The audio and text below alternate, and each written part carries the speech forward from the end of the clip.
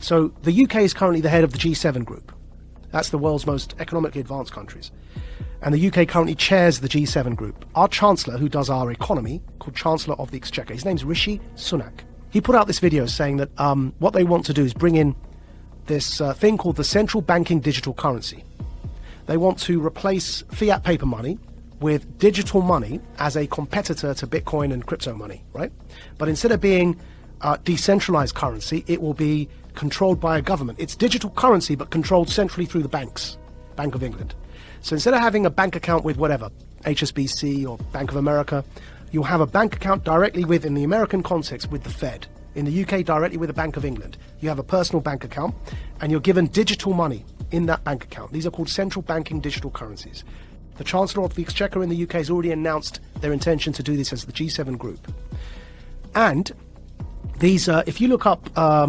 this sounds terrifying. If you look up the Telegraph newspaper... Central bank digital currency, is that the one down below? Digital currency should be programmable. See that one there? Yeah? Now what they're doing is they're saying, you know, everyone knows that with inflation at over 5%, it's now 5.4%, right?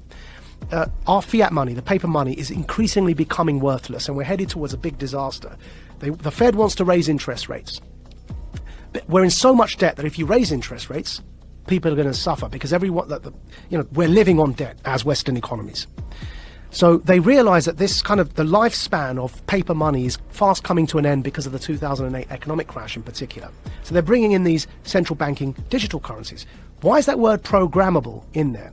So what they said in that article, and the Chancellor put a video out saying this as well, they've said that this money that you will earn from work, instead of having paper money, you have this digital money. It's programmable so that you can't buy certain foods, or if you do something that your employer doesn't like, it's all in that article. You won't be able to spend your money. In other words, it's not money. They're vouchers. They're like food vouchers.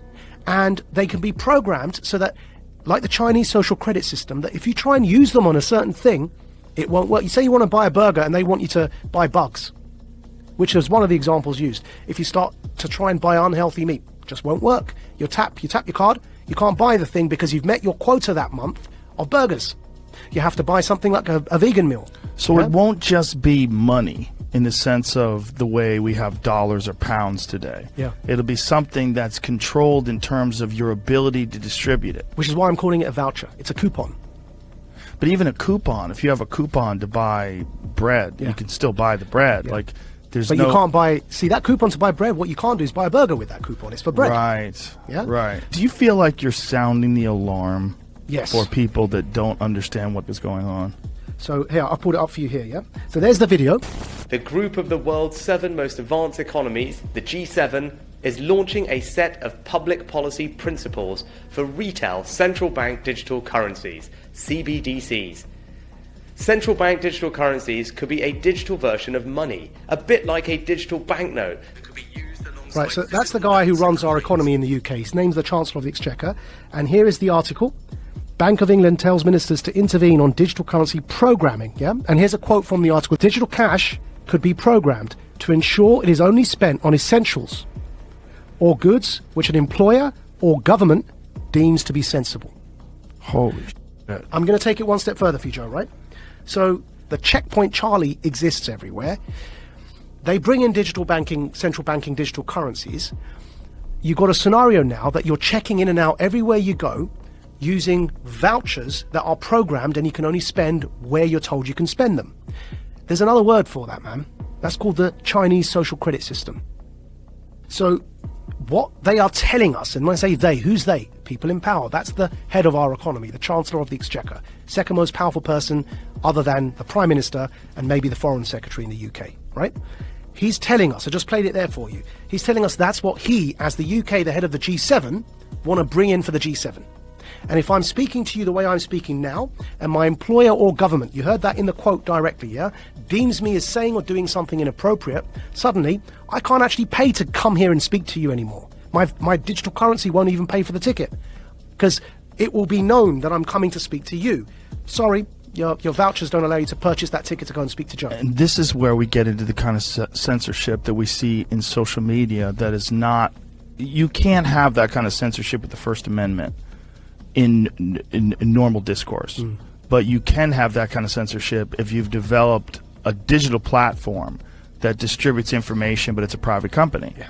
So think about what money is, where you can spend it on whatever you want, versus this digital currency, which is essentially controlled in a sense. Yeah. Like you have free speech on Twitter, but you really don't. Yeah. Because if you go too far or you talk about something that they don't find appropriate, they'll just ban your account.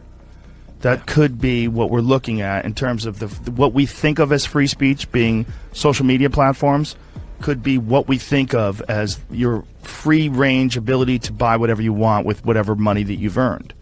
So what's going on here, right? What's going on here is, with this central banking digital currency, if you get to that situation where you end up with the Chinese social credit system in the West, why would anyone want to do that, right? I believe we're in a moment of the Gutenberg press. Go back to when the printing press was invented. Technology disrupts power structures. It always has. Printing and its invention was a new technology. What happened when they invented the printing press? The power structures who up until that point were reading the Bible for you and were telling you that you've got to pay this priest X amount of favors and he'll forgive you your sins.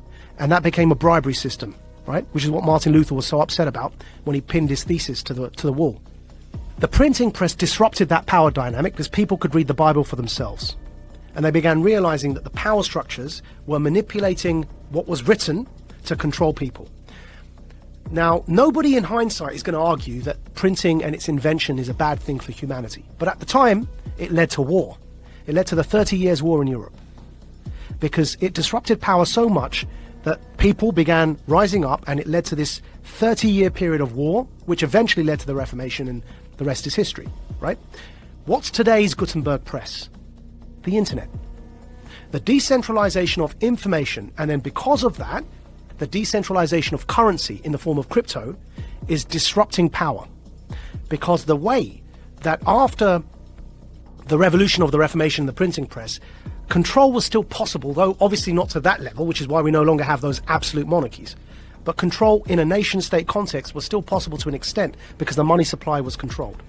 Now what's happening is that the invention of the internet, with the decentralization of information, and in particular here the decentralization of currency in the form of cryptocurrencies, is disrupting those power hierarchies, and it's leading to this conflict now. And we're in a moment when the printing press was invented, the powers that be needed to try and hold on to that power as the 30 Years' War kicked off. They eventually lost it, but to hold on to it they became very brutal because they were losing their grip on power.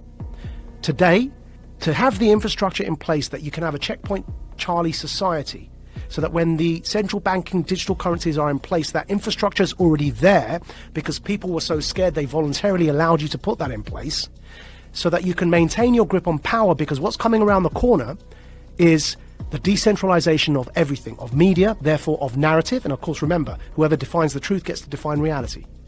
Decentralization of the economy through crypto. You no longer have the power to define the story and control the money supply.